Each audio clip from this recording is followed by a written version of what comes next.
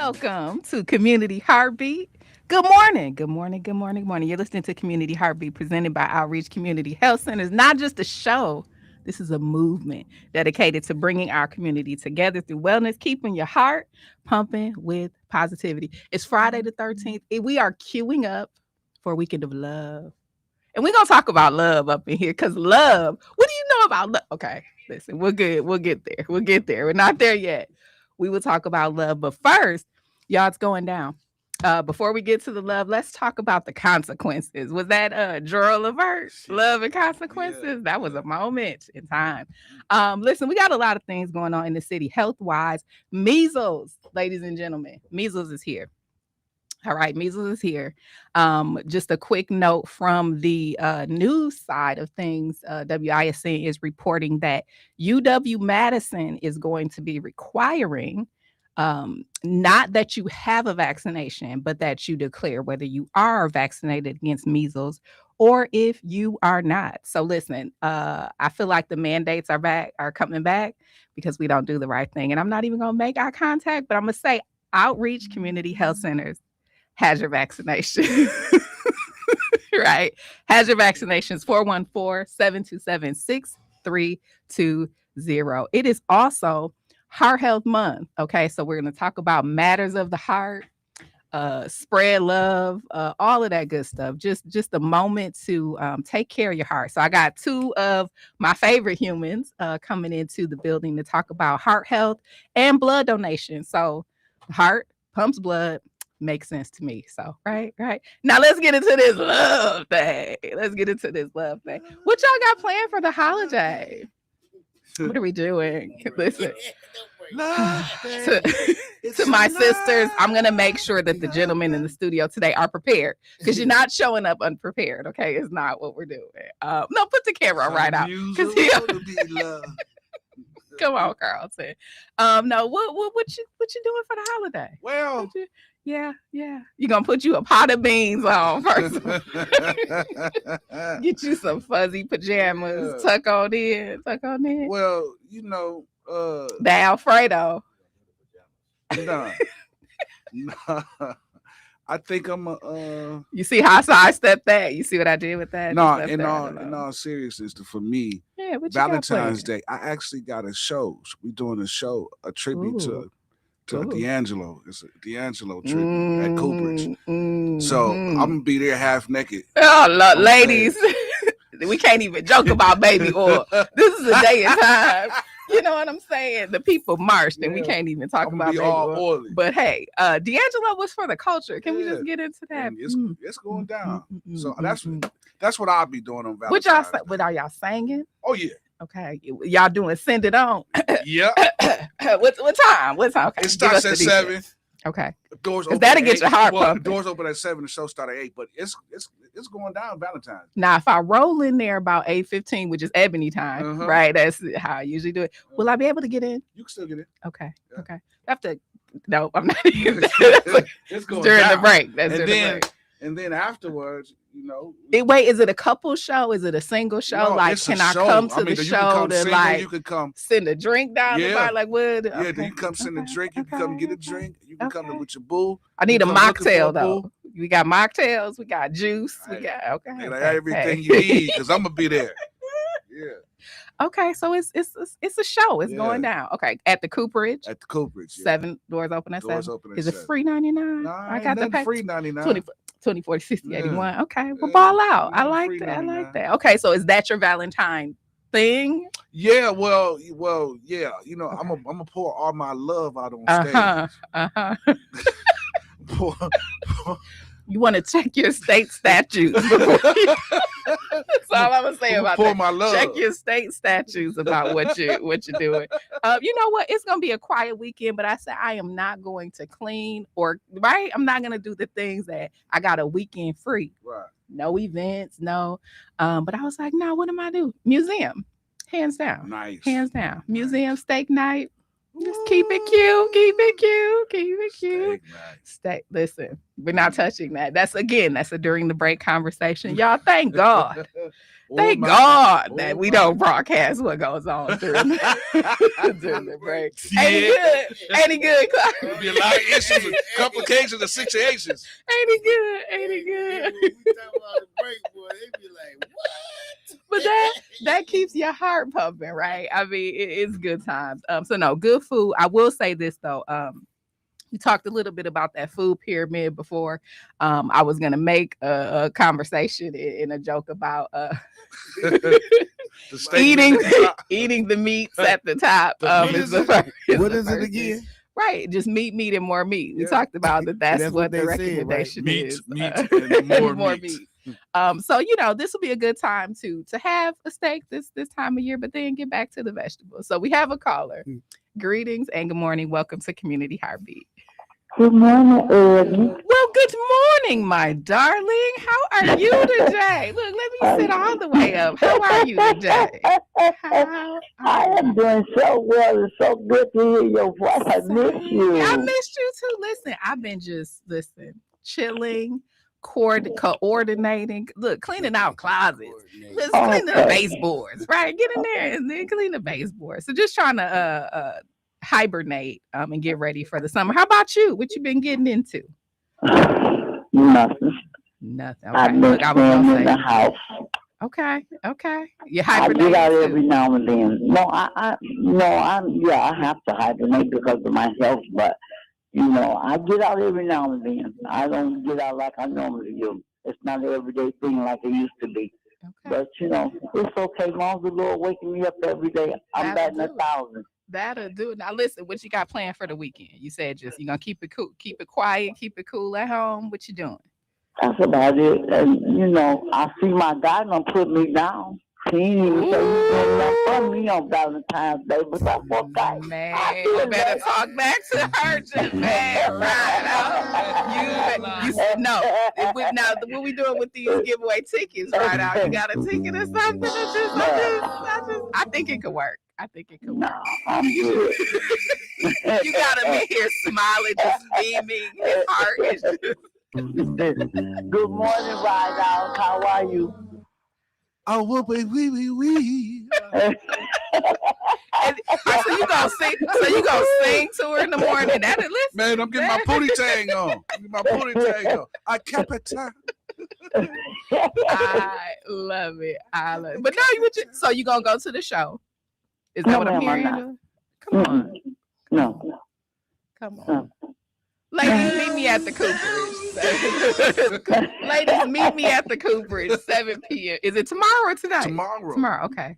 Where is that located? I've never hit us with an address right out. Don't be stingy. I don't even know where it's located. Okay, you got to put it in the Google machines. You gotta put it. You gotta put it in the Google machine. That's Ebony. Yes, ma'am. What's the name of the place? The Cooperage. Oh, is that a bar? No, it's an event. I have been there. I have. Yeah. What did it used to be? I can't even. Man, I think it used to be Rain. One of those. Yeah, one of those. But it's a nice spot. I mean, it's Cooperage. Yeah, Cooperage. Cooperage. Cooperage. Okay, I'll have my daughter Google it. Yeah, listen, put your face in the place, cause it's going down, and it's 822 South Water Street. Debo on the spot with the diesel. Yep, it's happening. It's happening. Yeah. Don't hate. That's what we meet up. All right, well, you guys have a blessed day, and it's so good to hear your voice.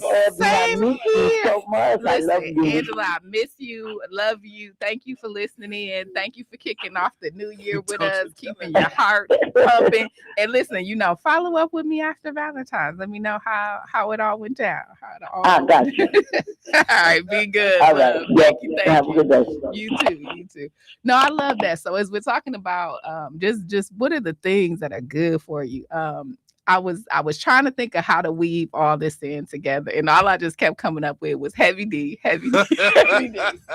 Because I got nothing but love for you, baby. Nothing but love for you, baby. So take this weekend, spread love. It's the Brooklyn way, it's the Ssali way, and that's what heavy D would want us to do, is spread love. to love me. Yeah. It's I get want turn the somebody lights. Turn to love me. Yes, sir. I feel like, the hammer pants and the whole, just bring it back. It was a moment. Yeah, it It was was. a moment. It I was. felt also, and I said I wasn't gonna make this all about rappers, Method Man. What I was gonna say was Stretch. What I was gonna say is rappers used to rap about love, Yeah. and they don't anymore. Yeah. They. Listen, No, yeah, that was the joint. listen, but all of them. I mean, used to. Yeah. It's getting romantic in here, Look at ladies. Clark You're over there. welcome. Look at You're Clark over there welcome. spitting lick. Hey, baby, I need love. Like if you're not sweating leather in the desert for me.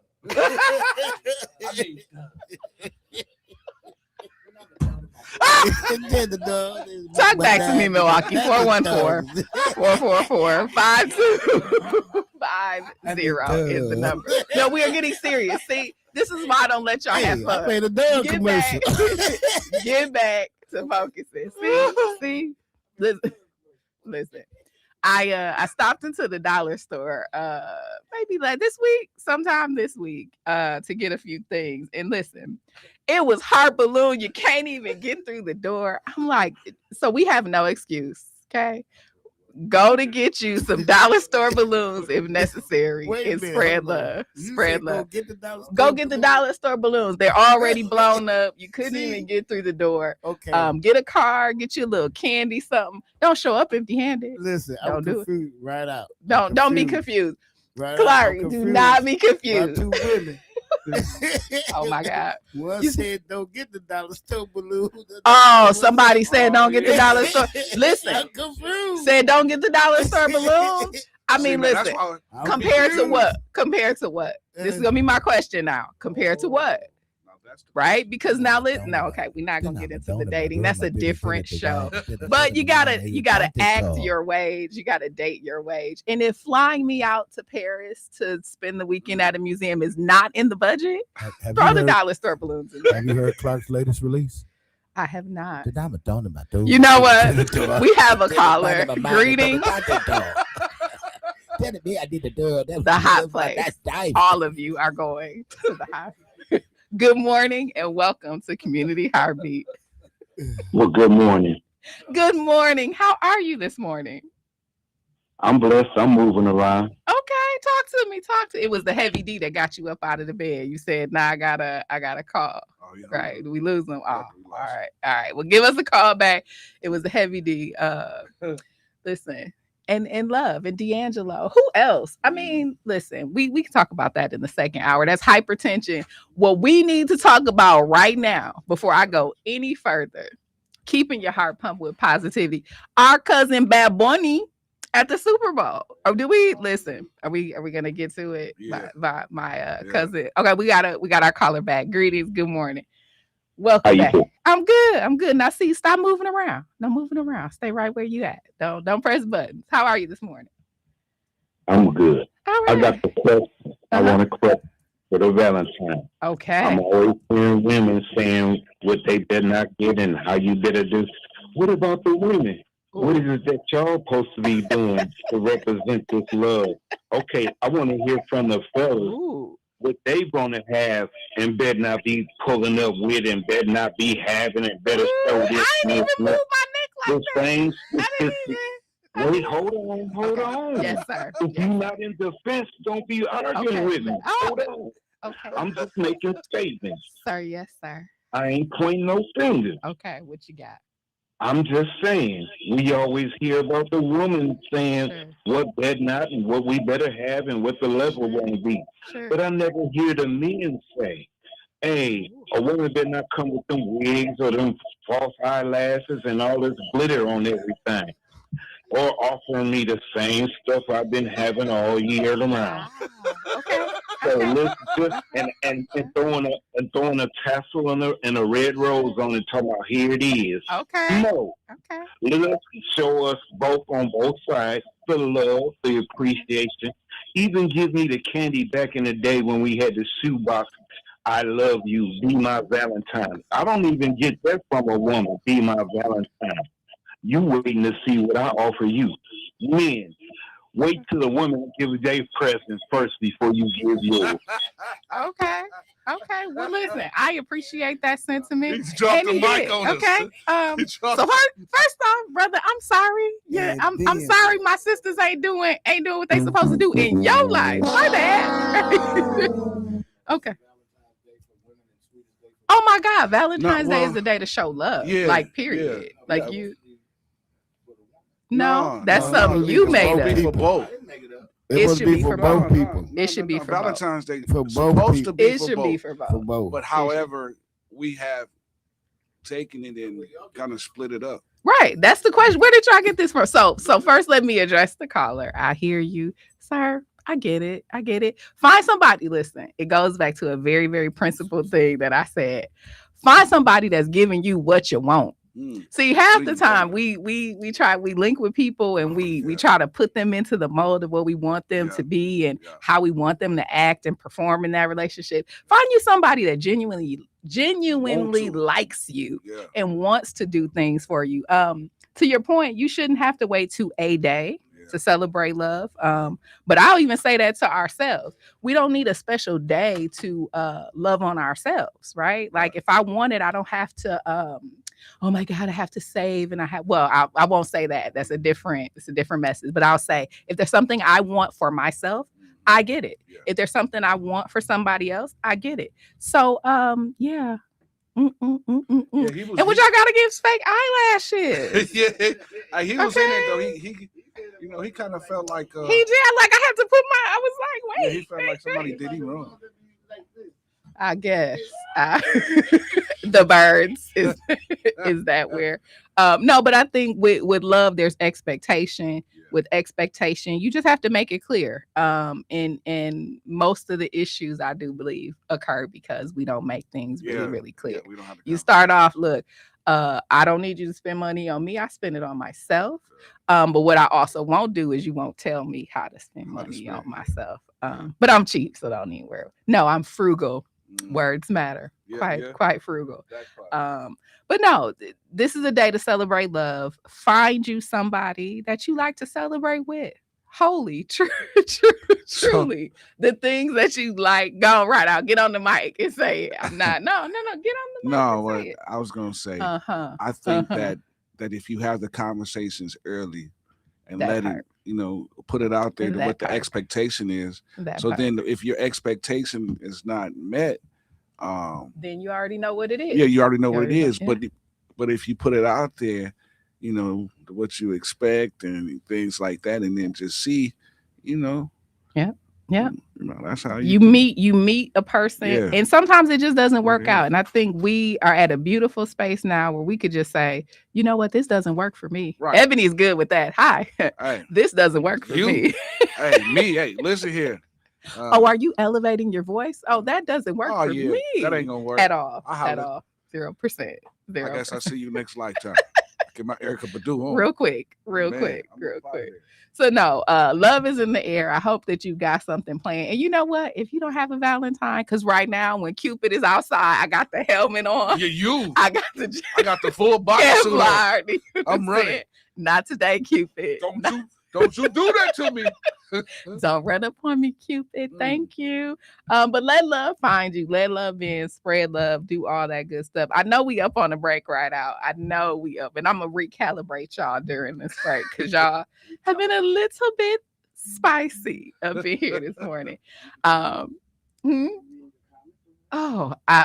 haven't even got to the comments yet. I'm sure they are blowing it up. I do want to hear from you when we come back from this break at 414-444-5250. Talk back to me about love, taking care of your heart. You are listening to Community Heartbeat, presented by Outreach Community Health Centers. We'll be right back.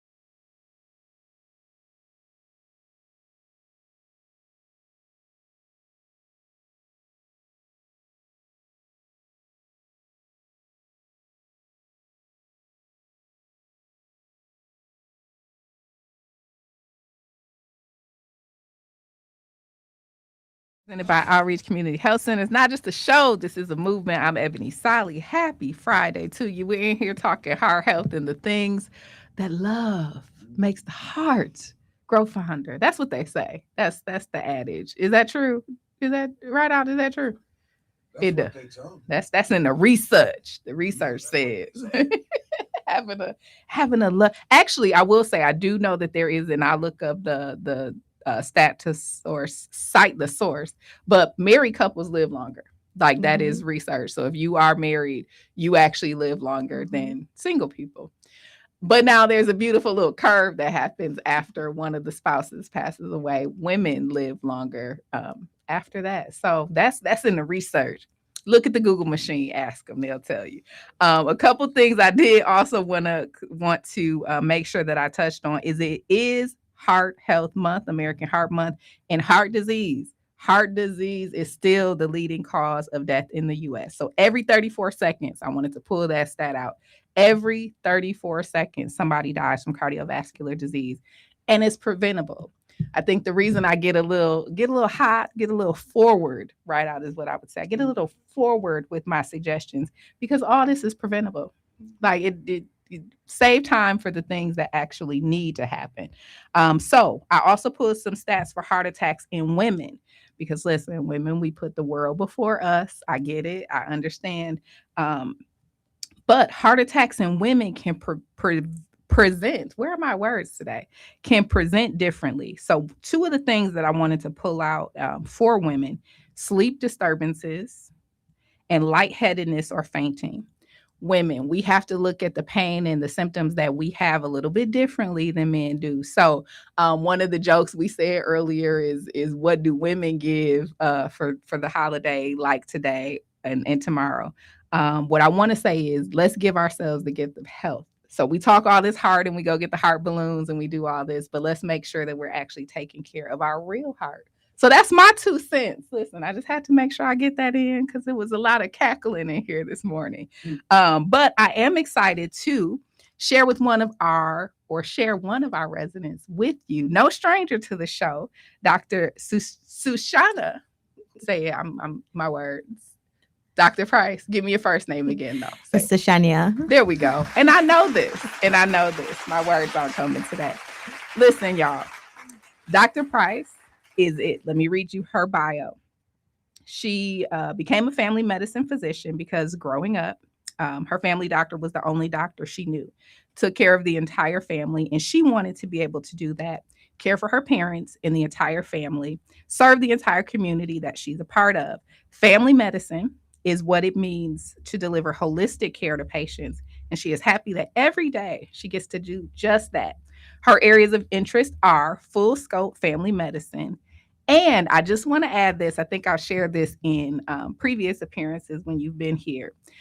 One of the first interactions I had, you came to an event with us and you were in the back on your computer and you're like, hi, Dr. Price, we're going to, have you meet the patient. She's like, so-and-so is presenting with hypertension and heart disease and just had a heart attack. And for me, it was a moment to be like, okay, doctors stay ready. Doctors stay ready to save lives. So when I met her, she was a lifesaver like that day. It continues to inspire. So Dr. Price, welcome to Community Heartbeat. Thank you for having me again. Absolutely. A fan favorite for sure. And it's Heart Health Month. So we're talking things, heart health. I mentioned that women present with hypertension and heart disease differently. What do women, I guess, need to know if it's just one little small tidbit that you would say something differently to women to take care of their heart? That's a very good question. I feel like, as women, unfortunately, we tend to, downplay a lot of our health concerns and a lot of the symptoms that we're having. And oftentimes we are forced to be the strong person in our family, especially if we are the breadwinners. Yes, and I think oftentimes we don't like the idea of being sick or being ill, because then that means we can't work and we can't provide for our family. But I just want to say we know our body is the best, and we should just pay attention to when things are just not right. Unfortunately, that can look like just feeling nauseous or, having a headache that just won't go away. These things to me are signs that you probably do need to see your healthcare provider and get things checked out. Unfortunately, when you hear about heart attack, you hear about the crushing chest pain, the sweating. Those are symptoms that we typically see in men. Unfortunately, women can only have just nausea or just pain to the shoulders. And then those are all signs that these could be heart attack symptoms. And oftentimes they don't look as serious. Right. As they do in men. And that's why women, we really have to just know our bodies and know when something just does not feel right. And make the appointment. So 414-727-6320 is the number that you can call to be connected, to get care, to get that baseline so that you know what kind of condition your body's in, and then work toward progress. So I think sometimes people are afraid because they're thinking, oh my God, I got to show up and be in perfect health today. The purpose is that they get in and they make the appointment, right? Yes. Okay. This is what I like. So some of those symptoms that we don't think of separately when put together. So the extreme fatigue, the shortness of breath, the nausea, vomiting, pain in the jaw, neck, any kind of pain, high lightheadedness, cold sweats, sleep disturbances, make the appointment. I agree. Make yes. The appointment. Okay. 414-727-6320. I've got a couple questions for you just to kind of understand where we are, what we need to do. So I want everybody to get their notebooks out, right? This is the time for you to get that education piece. You grew up in Jamaica. Listen, my cousin Bad Bunny. Jamaica. Listen. I was lit. Okay, but we'll talk about that another show, another time. In Jamaica, tell me just the thought of the global. I think especially now we are seeing that the world is global, right? We got different conditions, but health is health. So tell me how your early experiences growing up in Jamaica changed the way you think about medicine or impact the way you think about medicine. That's a really important and great question because it's something that I've been thinking about a lot lately, just in terms of just how our cultural backgrounds, cultural beliefs actually shape how we approach healthcare and just overall health in general. And I think I'm from Jamaica, I'm from the Caribbean, and I do think, we're largely in Jamaica, our motto is out of many one people, but we're still largely, a Black population, Afro-Caribbean, as we like to call ourselves. But at the same time, what I found in Jamaica is that the same, what do you call them, social determinants of health or risk factors that would impact our health, especially when it comes to hypertension and heart disease, it's no different than in the States. Yes. And it's something that, having the privilege of being in Jamaica, I was practicing there as a doctor and then coming to the States and now doing the same. I've kind of bridged that gap where I saw both things overlap or both risk factors overlap. And in Jamaica, it was definitely more of, initially I first got introduced to medicine through my family physician and what he was capable of doing. So largely like healthcare and health stuff was just seen through my family, my mom, my sisters, my grandparents. And coming here and being a family physician, full circle moment, I am still doing that where I'm taking care of entire families, and I'm seeing how just different beliefs, cultural beliefs, have shaped how people interact with healthcare, interact with me as a doctor, and just how I approach, the approach that I make to managing their chronic conditions, including hypertension. And I love the fact that in my training, I get to be involved in the community and I get to meet people where they are and just understand what are the things that are barrier to care, barrier to them coming in to see the doctor, and how can I meet them where they are, and how can I help them to get to better health, essentially. Right. I mean, no, that's a huge piece of just understanding how people are showing up mentally in the At the clinic. So that's a huge piece. Now, because this topic is so important, I got two doctors in the building. Okay, let me just say, two amazing physicians. So in the studio with me, I also have Dr. Sadiq. So I'm gonna pull up her bio as well here shortly. But let me just ask you, Dr. Sadiq, what are you seeing with hypertension rates, just kind of generally at the clinic? Is that going up, down? All around, like what are we seeing with just some of the data and the patients we're seeing? Hi. I would say we're seeing a lot of hypertension in clinic. I want to say maybe one in every three, four patients I see does Wow. have hypertension. Wow. And some of them is just like newly diagnosed because a lot of people haven't been to the doctor in a Right, while. right. And you know how hypertension doesn't necessarily always have symptoms. So you're coming in feeling fine and then you're leaving diagnosed with hypertension. So Mhm. I have seen a very high rate of hypertension. Okay, okay. And I know it's hard to like say if there's because there's no one thing we can do. There's no one magic wand. It's kind of a holistic thing, but I know that monitoring blood pressure is important. So let me just ask both of you, why is that once you know you've been in the danger zone or you're headed toward the danger zone, why is it so important to monitor what that blood pressure is doing? So like I was saying, you don't necessarily always have like signs or symptoms of high blood pressure, and Right. that doesn't mean it's not causing damage. That's Okay. why it's very important to monitor it because like the complications can be catastrophic. You can have a heart attack, you can have a stroke, and like trying to recover from that, the amount of effort it takes to recover from those things, you would have put it into like Mm-hmm. prevention, and you Mm-hmm. don't have to put that much effort into like prevention as much as it will take to recover from those things. So I think it's very important to monitor because it's a silent killer. You don't know Mm-hmm. what it's doing. Indeed, Yeah, indeed. that's the important point, that it is a silent killer. I literally just had this conversation with a patient the other day who I newly diagnosed with hypertension, and I remember he was saying, "I feel fine, doc. I feel fine," and I'm like, "Yes, this is how hypertension is." As Dr. Sadiq highlighted, it's a silent killer. So oftentimes you don't have any symptoms, you don't feel any type of way, but the damage that it's doing to your arteries, to your blood vessels, we want to catch it early so we can like Absolutely. prevent further damage. Absolutely. I mean, that prevention is everything.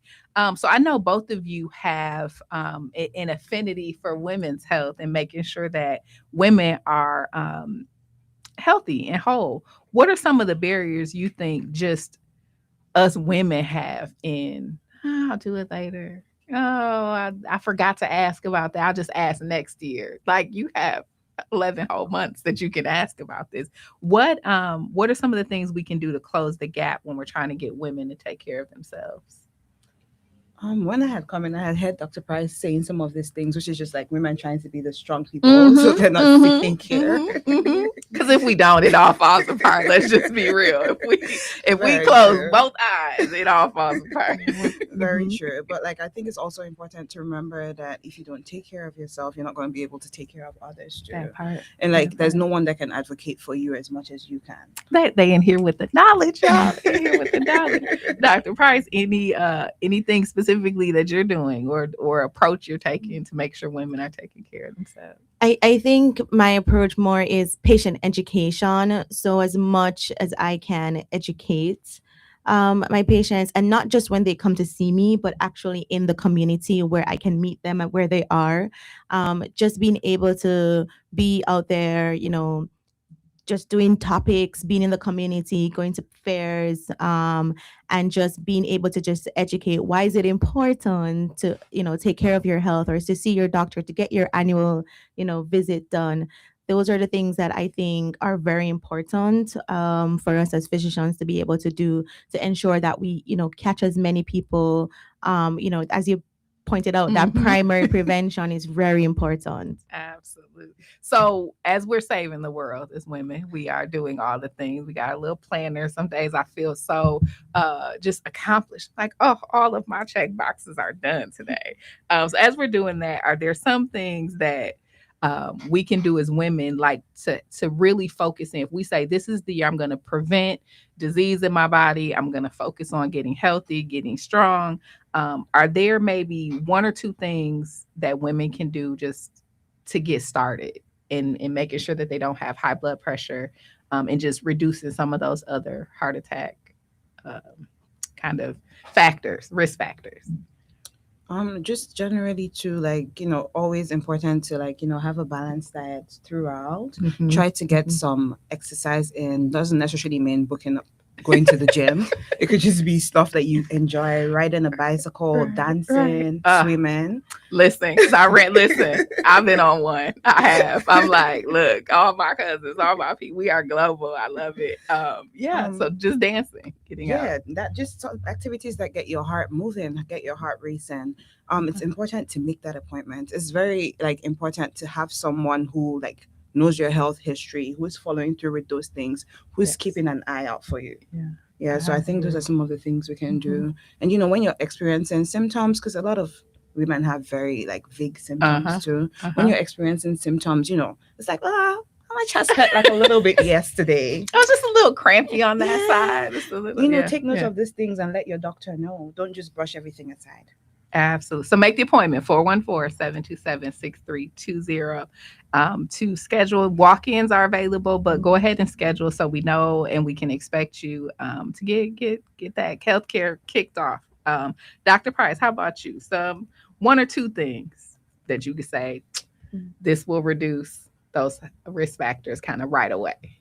No, definitely. I think paying attention to what you eat, as Dr. Sadiq alluded to, I think is probably the most important thing. So eating, I've become a little bit obsessed with the labels recently. There's so many hidden sodium in our food that we're not aware of. Especially if we eat out a lot, that's something to consider. So definitely pay attention to what you eat. Try to eat food with a short shelf life is what I've been telling people lately. So anything that is going to go bad in a week or a couple of days is probably healthier for you than something that sits on your shelf for months at a time. And definitely movement. Any amount of movement at all is a win in my eyes as your doctor. And I know it's cold out. We're still in that winter period. So it's really hard to just go out, but there are so many fun at home small space workout that are available on YouTube. There are apps that you can download, and it doesn't have to be for an hour. At least 10 minutes per day is enough to get started. And I like to say it's a gradual climb. So, as you get more comfortable doing 10 minutes, then you can move up to 20 minutes, and 30 minutes is the goal. So any amount of movement at all makes a difference. Look, I'm like, that's like 2.5 Beyonce songs. All you got to do is put that on. I love that. Right. It's just, or if, you do one of the extended mixes, just get it in. I absolutely, so you don't have to, I think sometimes too, as women, especially type A women, we're like, okay, so I have to plan my workout, I have to plan my clothes, I have to do the. Sometimes it's just do a couple sit-ups, do a couple push-ups, and put the Beyonce on. I absolutely love it. Patients who are nervous, right? So the other thing is, I liken it to going to the dentist or being called into the principal's office. That's what it feels like. You messed up. And so you haven't been doing the right thing. So patients who know, and I haven't been eating right. I got on the scale. Let me just sidebar. I got on the scale this morning, y'all. I was like, that's what we're doing, scale. Okay, just negativity to start the day, right? But I know I've been wild, right? I've been eating all the wrong things. So I know when my doctor meets with me next, be like, these levels. So patients who know where they are and they're hesitant, what words can you give them to say, we get it, come on in anyway? Any words you could give to encourage folks that know they've been wrong? Pointing at myself. I think it's not easy, right? Especially when you're nervous. My husband is the prototype, but I love to tell patients about him.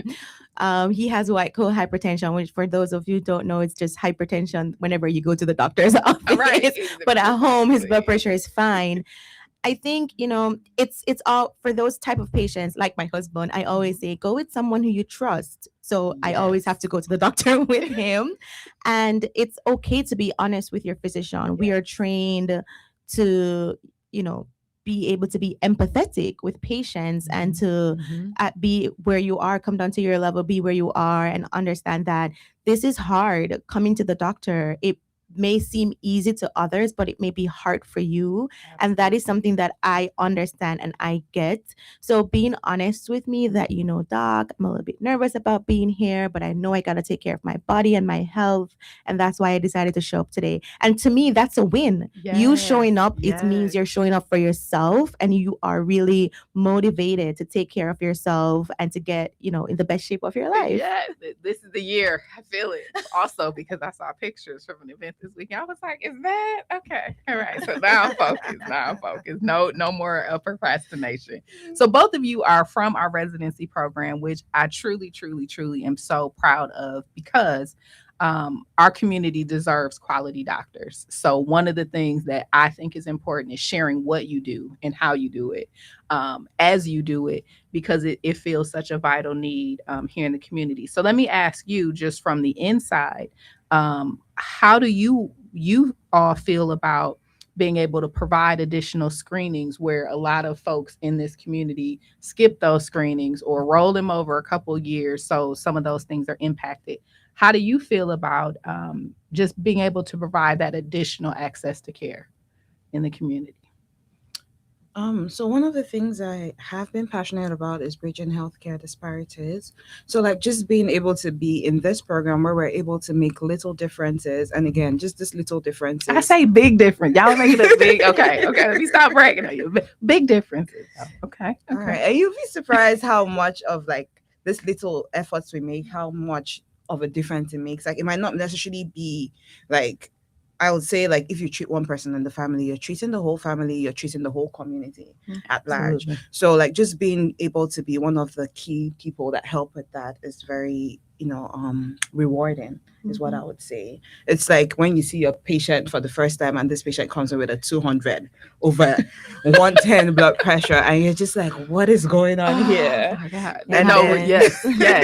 It actually, to your point, I think you both were present. We did a health fair at the gathering last year, and there was one patient who came. We give out the free blood pressure screenings, and her blood pressure was so high that it was recommended, ma'am, you leave this event immediately and go to an ER or go to your physician if you can get an appointment, like immediately. Do not pass go. Do not get your things. It is time, right? So I love that view that it's people that might even be oblivious that your blood pressure is that high. And they're feeling fine. That's the thing. They're feeling totally fine. Yeah. So it's just like seeing that patient the first time and like coming and like, again, your doctor is your partner. They're not just there to tell you what to do. They're there to work with you. So it's like it's like talking to your patient, coming up with a plan, and then seeing like the person also like puts in the effort that you're putting in. And then person is coming back 2-3 visits later and we have like much better control of blood pressure. One less person without a stroke, one less person without a heart attack. I think that's very, very rewarding. Yeah, your doctor is your partner. I love that. Thoughts on just that increased screening and getting people in that might have put it to the side for too long? Any thoughts with that, Dr. Price? Yes. So as we alluded to, you've mentioned that we were in the community, and I think that's one of the places where I think as physicians and being in our residency program where we make the most impact, just being into the community. Education, that's where education starts. It doesn't start in the doctor's office, and providing screening, even though screening is seen as a secondary prevention, still providing screening is still important because then we're able to catch a much more larger population than we would be able to if we were just sitting in our offices. So I think that's super important, and I am so grateful that I get the opportunity to do that and just interact, just getting them to know about us and know that we exist, and hey, I could be your doctor if you want to. And I love the opportunity to be able to do that. And as Dr. Sadiq alluded to, we are partners. One of my favorite things is when my patient comes in to see me and their blood pressure is lower than it was the last time. And I get to say, hey, congratulations, your blood pressure is going down. And I know they feel good. It makes me feel good to see that. And we are working together because half the work is me seeing you, diagnosing you, prescribing medication. The other half of the work is you going home and doing taking it. the medication Yeah. and doing all the things that, we talked about in the appointment.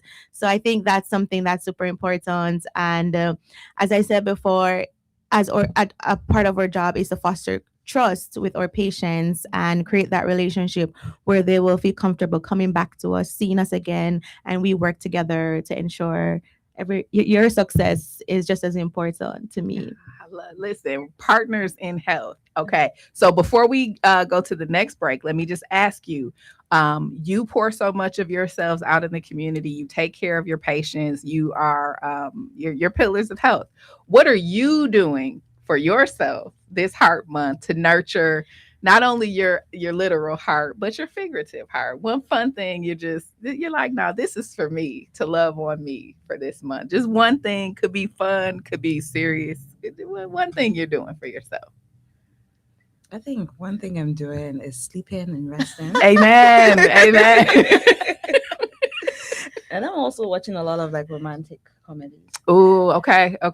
Bridgerton. Oh. Okay. Well, it's during the break. We'll catch up. We'll catch up to talk about that. I love just rest time and nurturing self. Dr. Pratt. I think I've done the opposite. The American Heart Health Association actually has a challenge going on right now that I've taken upon myself. So I've actually been walking a mile every single day. Today's day 13. Okay, yes, So 13 miles. So let's see if I can make it to 28 miles. I love it. Well, continue to nurture both your literal heart and your figurative heart. Thank you, doctors, for sharing vital information. And women, if you take nothing else from this segment of the show, just take the time to go get your quick checkup, your screenings. Make sure you're monitoring your blood pressure. When we come back, we're gonna keep this heart theme going. You are listening to Community Heartbeat, presented by Outreach Community Health Centers. Not just a show. This is a movement. I'm Ebony Ssali, and we'll be right back.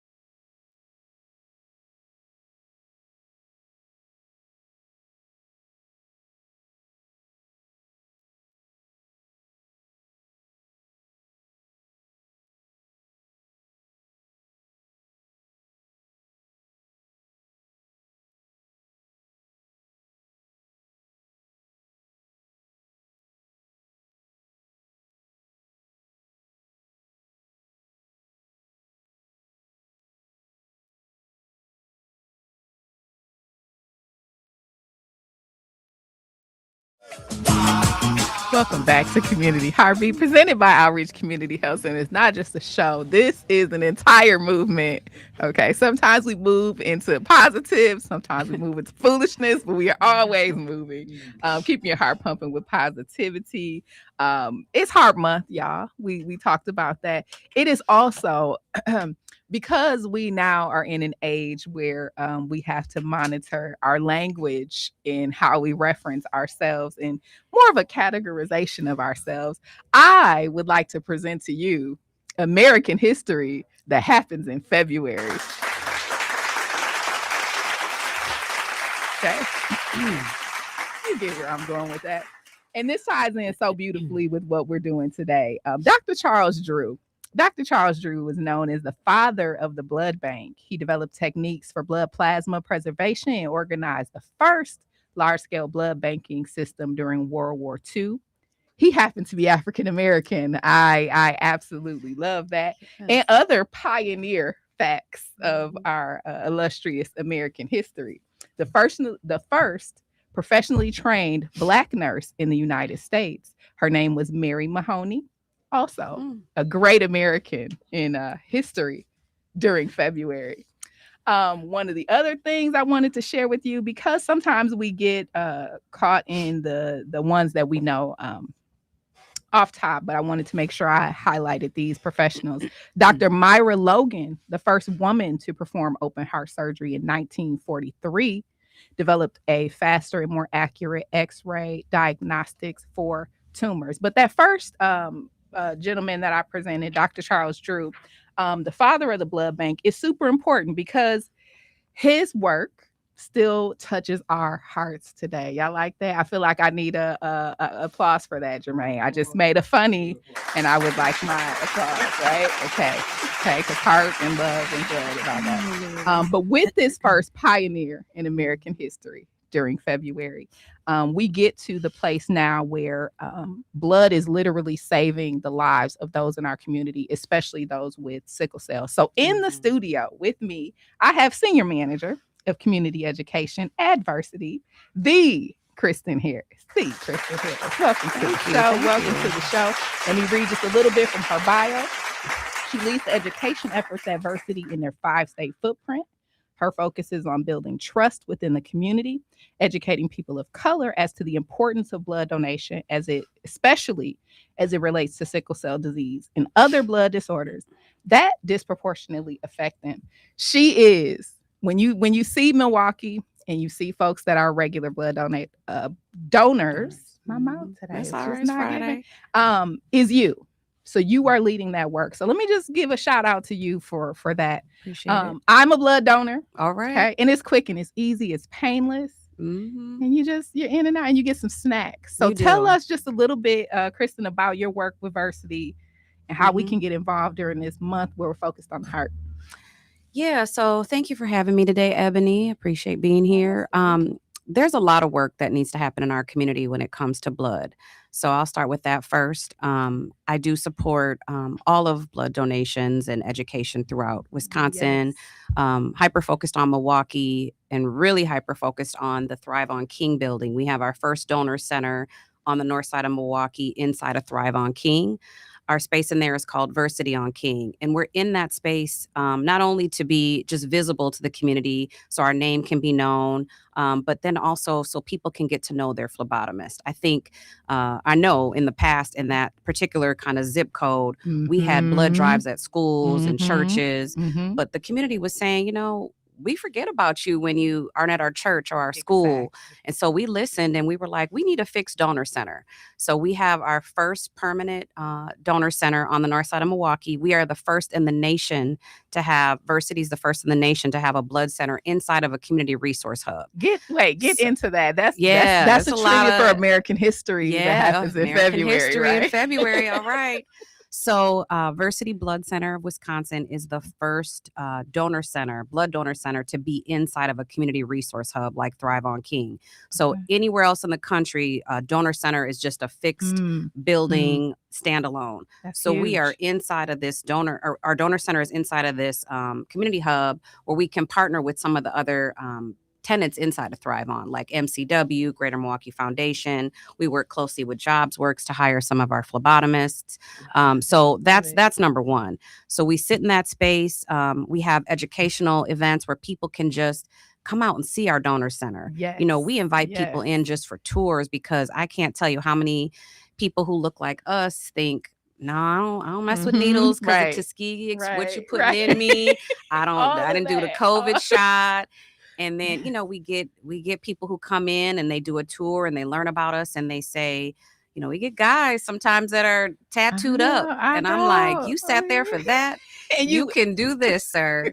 So in that space, we have a lot of educational opportunities where we can not only help our community get healthy, because if you're not healthy, you can't donate in some instances. Yes. So blood pressure is a big issue in our community. Iron levels being low. So we're working on some ideas and programs to help get people healthier in terms of getting your iron up, managing your blood pressure. And then we also have a training center inside of Thrive on King for Versity. So if you're hired as a phlebotomist in the state of Wisconsin, you're trained at Thrive on King in our Versity on King training center. So we want to hire from within the community. We want people to see our space. We have a community health liaison that sits in that space at Thrive On, that if somebody tries to donate and their blood pressure is too high, our phlebotomists are equipped to say, hey, your blood pressure is too high. Let's get you healthy. Let's send you to our community health liaison with that soft, kind of turnover to her. And then she can help them find a physician that can help them get on track. Or if you are not taking your medication, why are you not taking your medication? That part. If your iron's low, how do we help you get those vitamins and that food in your system? So it's not so much a donor center. It is really a community resource hub for us to hire, to educate, and to obviously collect donations. I love too that you all create you're sharing more of the narrative. So I was one that started giving blood in high school whenever they came to give. Right. But then as an adult, you fall out of the loop. So I started donating. I think it was a drive we did with Marquette's alumni. And after that, I started doing it more regularly every time I could. And what I found out later, I was working in the community at the time. One of our friends' daughters got regular blood transfusions, and she needed the kind of blood that, and we'll get into RH protein and all that. All right. But to know that for me, it's 15 minutes. I'm donating blood. But for that little girl, she is in the hospital getting transfusions, right? As a kid, you think back, how you feel about hospitals. But if she doesn't, it's detrimental. Yeah. So I'm like, okay, what's 20 minutes and a snack and to save somebody, literally save somebody else's life. So just maybe, and I know this is off script, but just how important is connecting that story back to us in the community? That's very important. I think, we do a lot of tabling events in the community. We have a lot of educational events where we talk to the community. We do listening sessions. And I always ask people, do you donate? And no hands go up sometimes. And I'm like, does anybody know anybody that suffered from cancer or is suffering? Does anyone know anybody with sickle cell? Unfortunately, does anyone know anybody who's been shot, stabbed, all these things who survived? And it's like all these hands go up. And I'm like, all of those people needed blood, some type of blood product. And, our CEO always says, or he made a comment when that issue happened with the man who ran through the Brookfield Parade with his car, and all these people ran to go donate blood, which we love, but that blood is not on hand. We still have to test it. So when mass tragedies and things like that happen, people are like, oh, I got to give now. I got to give. But we still got to go through the process of you donating. It has to be tested. Then it has to go to the right person. So we would love for people to just feel like every day there is someone who needs blood. Every day. Every 3 seconds, someone needs blood in the hospital. 1 in 7 people need hospital hospital, So, and sick people living with sickle cell disease, I know we'll probably get to that next, but that is a huge challenge for us as well with blood. So just in the everyday, let me tackle a few myths, because I think sometimes people believe you can't store blood for a long period of time. So because I give blood today, that blood is not there a year from now, right? Oh God, no. Yeah. Okay. Yep. Okay. Talk to us just a little bit about why there's this constant need. So the constant need is that everybody who donates blood, we do appreciate everybody who comes in, attempts, and donates, but every blood product can't be used. So, you may come in, you may pass the physical, all those things, and then goes to our lab and we find out maybe you have a disease you didn't know about, or maybe you have some type of challenge that you didn't even know about. So now, of course, that blood has to be discarded. Right. So when we look at blood drives and blood donations and we see all this blood coming in, it looks great, but then we're like, oh, we got to weed out. We got to make some phone calls and let people know this can't work. But we need blood on the shelves because we support all the hospitals in Wisconsin. Say that part again. We support. So if you donate at Versity, your blood stays in the state of Wisconsin. All the hospitals. All the hospitals. Okay. 56 hospitals in Wisconsin. So if we don't have enough blood on hand, unfortunately, you can fill in the blank. But we need that blood. And your blood is it's better matched up with a person who may have your same background, culturally, racially, all those things. So we need different types of blood to come through, meaning ABO. We're going to get into the types too. All right. That's a whole, I mean, in knowing what your blood type is and making sure that information is stored along with if you have allergies. But I wanted to pop back in to bust a myth. You mentioned that if blood has disease in it, if it's not great, if it is not perfect to provide to another, you discard it. We have to. Okay. So if you come in sick, if you have the flu, you shouldn't. I mean, you don't know you have the flu yet or something. But if or we've don't had get people, your flu vaccination. Okay, we gonna focus on. Yeah. But so but no, we've had people who come in and they're like, I'm not feeling too good, but they don't have a fever, things like that. And then we find out they might have the flu after we tested, or they might have COVID and they didn't even know it. So that all has to be tested and of course discarded. We can't give unhealthy blood to someone who's already unhealthy. So if you are getting a transfusion, if you are getting blood provided to you, God forbid, at car accidents, we forget about just everyday slip life. And fall and rupture something. You are getting blood, but you know that blood is clean and it is safe. Correct. So I'll just add a shameless plug. Versity has a world-renowned blood research institute, which people don't even know about sometimes. It's on Watertown Plank Road. I do because I'm a nerd, but I'm with okay. See, and we have tell people us about from that. all countries that come to Milwaukee to work and test and try to find cures for all these diseases that are out here, especially sickle cell and other blood disorder diseases that sit right here in the state, and it's world renowned. There's a person that's here from Paris, and came here to Milwaukee because he really wanted to work at this blood research institute. So they take all the precaution. I love the people that are actually caring, and I love the education side around that. So just with that, researching the protein that allows that blood to be given to folks that have sickle cell. Just maybe give me a quick primer of what sickle cell is, and then tell me about how blood types play a role in our health. So first of all, sickle cell disease it's not really, it's kind of complicated, but I can break it down. So basically, back in the day, if people were getting married, you had a blood test, and that told you everything you needed to know and make your decision. And so if someone has the sickle cell trait, that's different from sickle cell. Someone with the sickle cell trait may have some of the same ailments as someone with sickle cell, but not as severe. So if your mom has sickle cell trait, dad has sickle cell trait, you have a child, your child will have sickle cell disease. Okay. And so that is an extremely painful disease. They have a lot of crises, situations, struggle in the warm, struggle in the cold, can have strokes, seizures, just need blood transfusions often. It can be monitored with medication, but still there is no cure for sickle cell disease. So that's still in the works. But something I will say with Versity is that we host blood typing events, especially at the Versity on King location, because people do not know their blood type. And that's something you need to know. I can't tell you how many people don't, but people don't know it a lot. And, let's say for some reason something happens and you're on the ambulance and they're like, do you know your blood type? And you're able to speak. If you can tell them on the moment, I'm O neg or I'm AB or whatever, they can get you that blood. And so that's important. But we host these blood typing events so we can educate people on blood type with the hopes that you may learn a little bit and you may want to become a blood donor.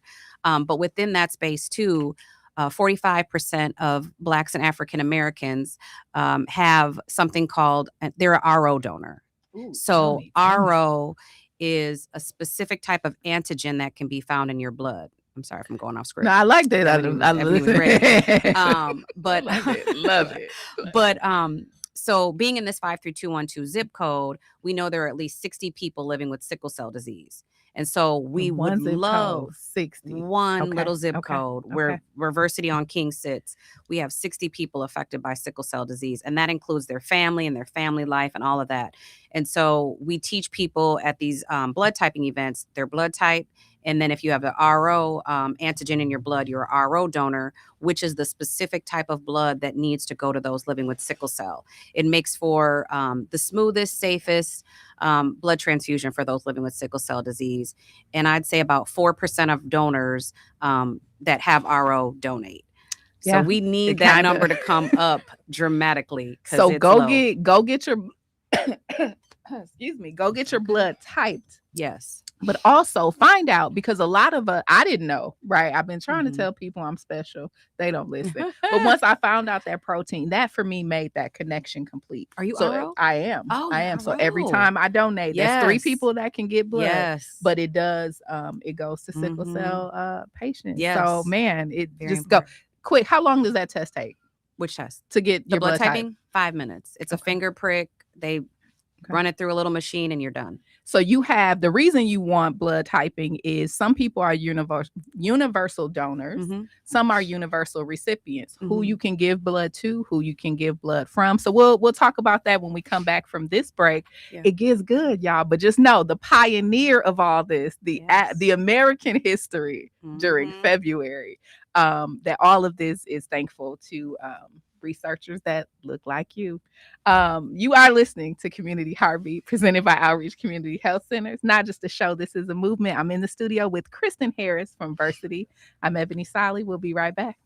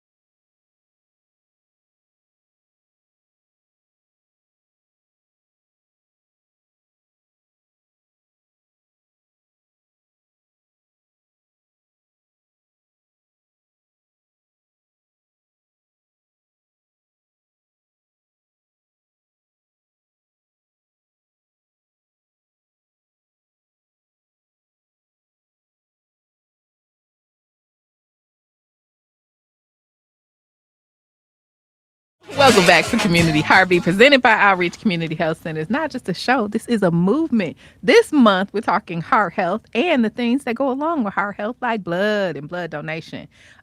Before the break, we were talking the history side of how we got here, what people are believing about, busting some of those myths about blood donation, and how we're like a superpower being able to save ourselves in terms of this protein. Folks have it. Get in, get your blood type, find out if you have this protein that can assist others who are relying on those blood transfusions. One thing I did want to go back to is one of the reasons we still need human blood donations is that you can't make blood, right? Oh like my you gosh. can't. Yes, thank If you we for could saying just, that. if we could just make it up in a factory, we would, but you cannot do that. You can cannot. Okay. And you can't, people will come in and say like, well, there's just blood at the hospital. I'm like, how do you think it got there? And they're like, oh, I mean, you really see people thinking it through. I mean, there's always can't be food in the manufactured. fridge. Like, Right. It's at the somebody- hospital. I'll just be ready. Right.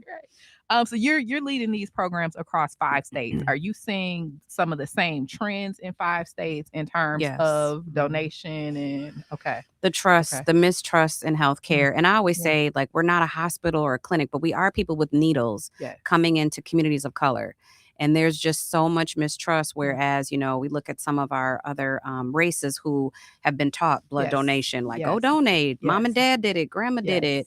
And we're like, no, our grandmas and our such and such told us no. So it's a lot of work to be done. And it's interesting talking to people, because once you get to talking to them, they're like, oh, wow. But that education, who's educating on blood donation in the school and to the level like that it should be. So you brought up a good point. Creating that education, that resource for awareness. You're in the schools. What would you say to a person listening to the show this morning that's like, I don't know about blood donation. I don't know. What would you say to get them in? Is that a tour to start? Is that you know, how would you start that convo? Depending on the group organization, sometimes it's young people, sometimes it's you know, older people, middle-aged, whatever.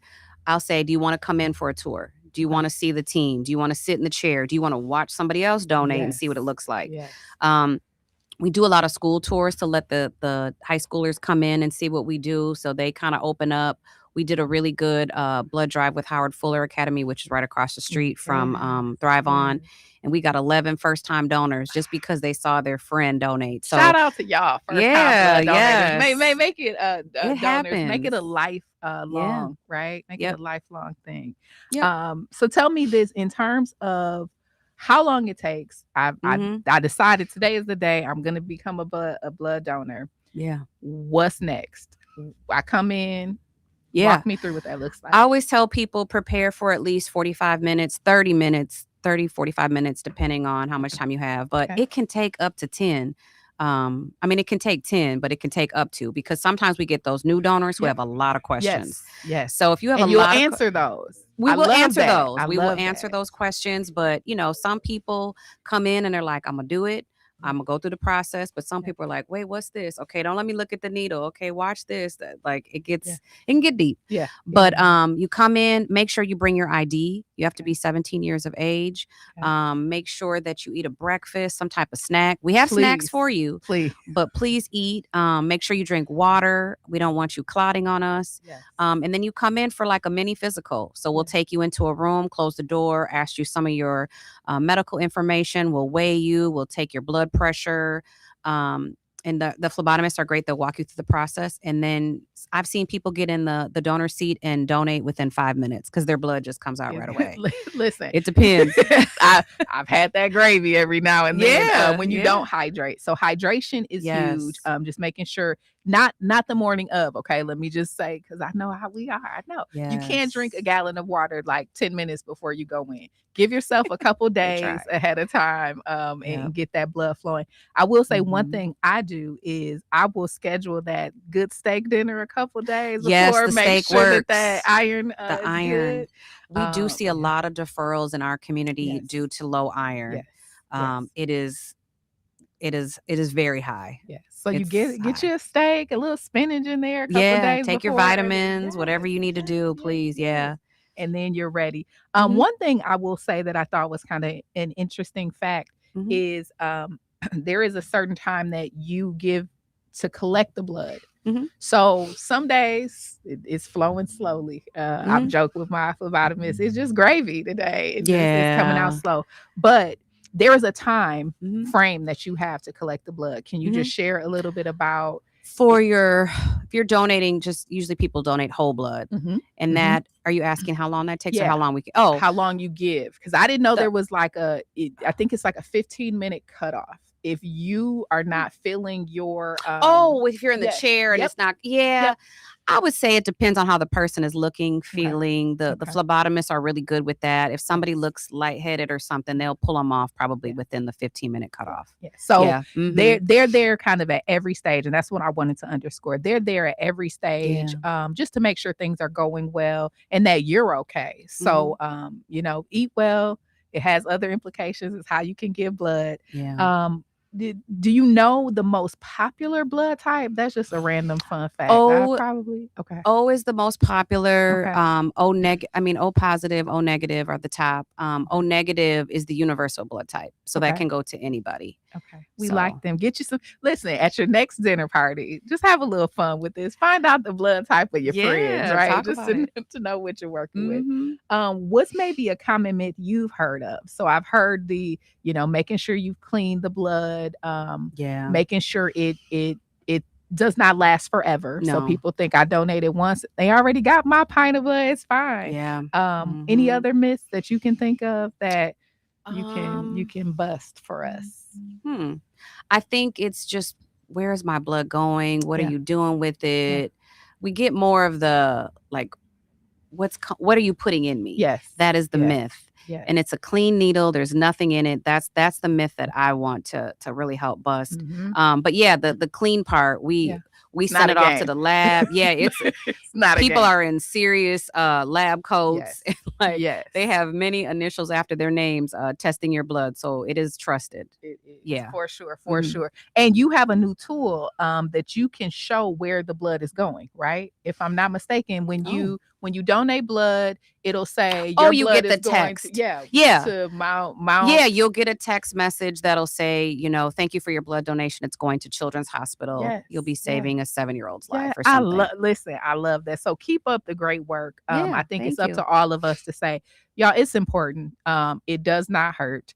It is quick. You get a snack, but it's bigger than that. So to know that you could be sitting in that chair for 15 minutes and that little girl on the other end is at the hospital for her routine blood transfusion and you're helping that, I don't think you can beat that. Don't think you can beat that at all. Heart Health Month, donation. Tell us the available appointments. How do they schedule an appointment? What are your hours of operation over at Thrive On? So they want to get in. What do they do next? So Thrive On's operations, Versity on King is our space in there. We're open Wednesday from 9 a.m. to 5 p.m., Thursday 11:30 a.m. to 6:30 p.m., and then Friday 8 a.m. to 3:30, and then the first and third Saturdays of the month from 9 to 3. But you can always look on versity.org and see any of our other locations. There's different hours for each location, but that's specific to Thrive On and Versity on King. Okay. Anything we heard what we need to bring. We heard that it's a quick piece in and out. Why is it really important that folks that are listening give blood now? It's winter. It's cold. We lose people in the winter months because it's cold. It's, people cancel blood drives. If a school is doing it, school's canceled. But people are still needing surgeries, transfusions. People living with sickle cell still need that blood. So if you're able to come out safely, we don't want people traveling in the crazy snow and cold. But if you can, please continue, because it picks back up in the summer, the spring, the fall, but the winter gets rough. And you can't store it. So I go back to that. The blood you give now is not the same blood that's needed in the summer. So come on out. Is there a phone number you have that people can connect, or the website is where they should? I would say the website, versity.org. Just check out versity.org, and you can look for our different donor centers. Versity on King is actually on there as well, too. You can see some of the action that we have going on there as well. Okay, we have a caller. Greetings and good morning. Welcome to Community Heartbeat. Good morning. Thank you. And blessed and joyous welcome to the new year for you. Welcome to the new year. Yes, most certainly. Yes, blessed, joyful, grateful, thankful in the Lord. I'm heading out the door here, but I wanted to catch you real quick. I appreciate it. I missed you. Coming in kind of late here, multitasking overnight here.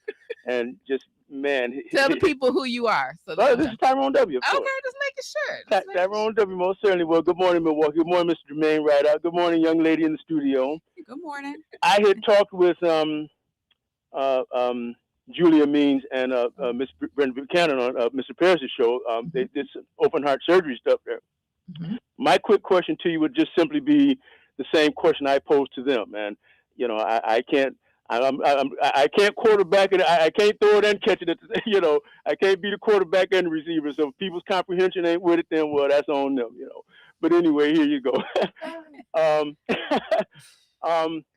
The filtration process. I mean, of course, you want to make sure that you're pumping good, clean, filtered blood back into an individual, even if it's open heart surgery or just the donations or whatever there, blood drives, whatever there. Mm-hmm. Just speak to the filterization, process a little bit as best you can. Not saying that you know the end all, get all of everything, but just speak to the filter, the filters and the filterization of good, clean, filtered, blood that's being reused and replenished. And recycled and used again. So I'll leave it there. So just have a great weekend, great day. Friday the 13th. Don't step on no oversized. We want to make sure we got blood donations. Right, we want to watch out for them big head crickets out there.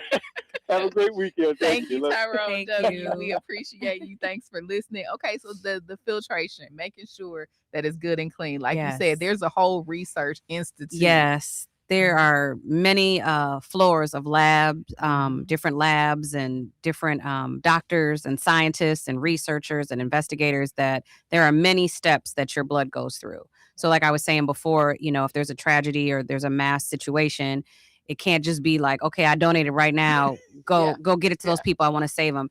It still has to go through the process. Which is way above me, but it is a process. And blood does get pulled. Like I said, if there's anything in the blood that could affect someone's health, it will come out. Yep. So people don't need to worry about that at all. Yeah. I like to say, listen, when I saw the center, I said to myself, these are people who are passionate, like you said, from around the world. But I in my own internalization, I said, well, the blood is filtered like way heavier than the water we drink. Oh, right. It's not a game. It's not a game. And I love that. So you don't even have to worry about that. Yes, please. That is one thing they take seriously. So schedule your appointment, versity.org.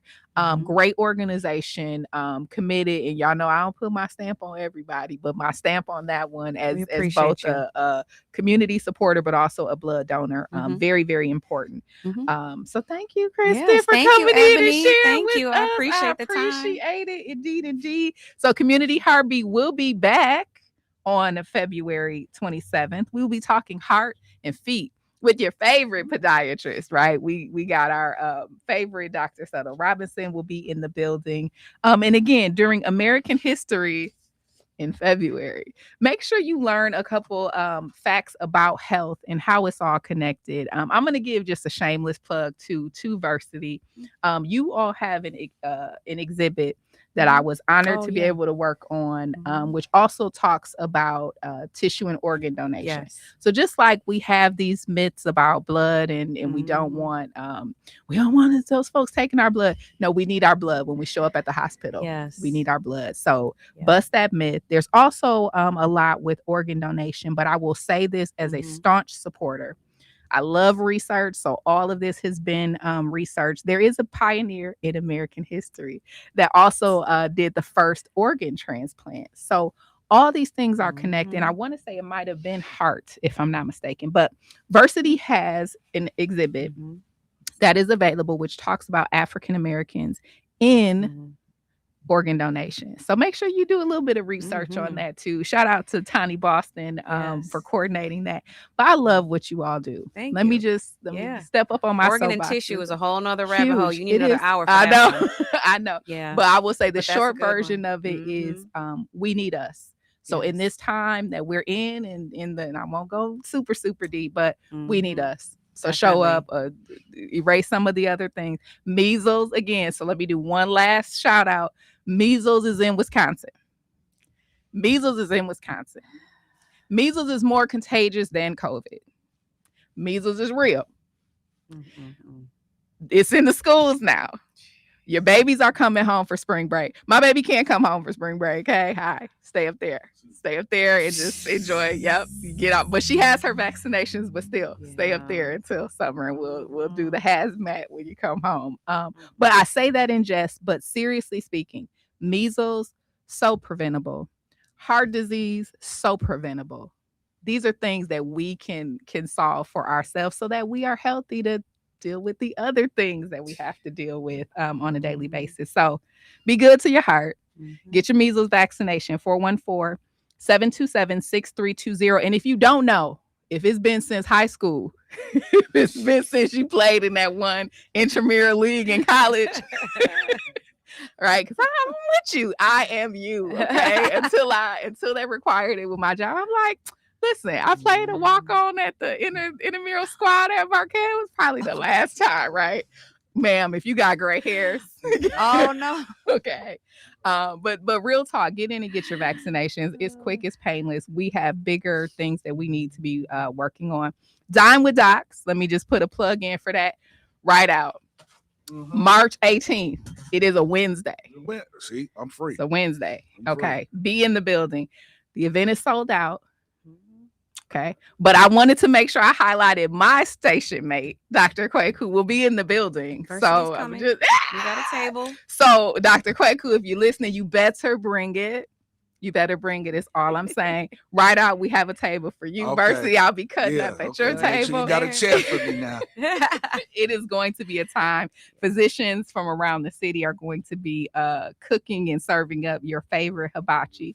So it's I know, Debo. This is Debo over here, and I keep hearing Rideout's name. I know. Like you said that table, just saying, Well, last year we were supposed to go, and I had their food in a Tupperware dish. They don't believe me. Yeah, last year, man. Yeah, we was gonna have to eat in the cloakroom. Yeah, man, they was gonna have us outside in the line, man. As long as you were in the room, in the building. Come on in the room.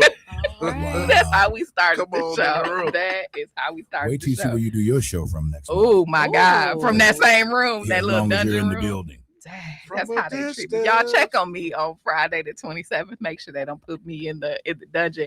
I will share with you one last thing before we get out of here. Tomorrow, February 14th, from noon to 2, you can receive a free hot lunch and supply of toiletries from the Greater Life Community Center located at 2432 North Teutonia Avenue. That's condo number 2. This building is just north of the Greater Galilee Missionary Baptist Church. Free hot lunch, toiletries, while supplies last. The event is brought to you by Gathering at the Crossroads. So make sure you go out and love on somebody. Spread love. It's the Ssali way. Heavy D said, you got to love. You got to love. You got to love. Thank you, Kristen, for joining us. Ride Out Clark, Debo, thank you so very much. Y'all be good to each other. Be good to yourselves. Happy Val. And if nobody else is going to say it, Ebony loves you. That's all I'm saying. You have been listening to Community Heartbeat presented by Outreach Community Health Center. It's not just a show. This is a movement dedicated to bringing our community together through wellness, keeping your heart pumping with positivity. I'll see you in 2 weeks. Happy Valentine's Day.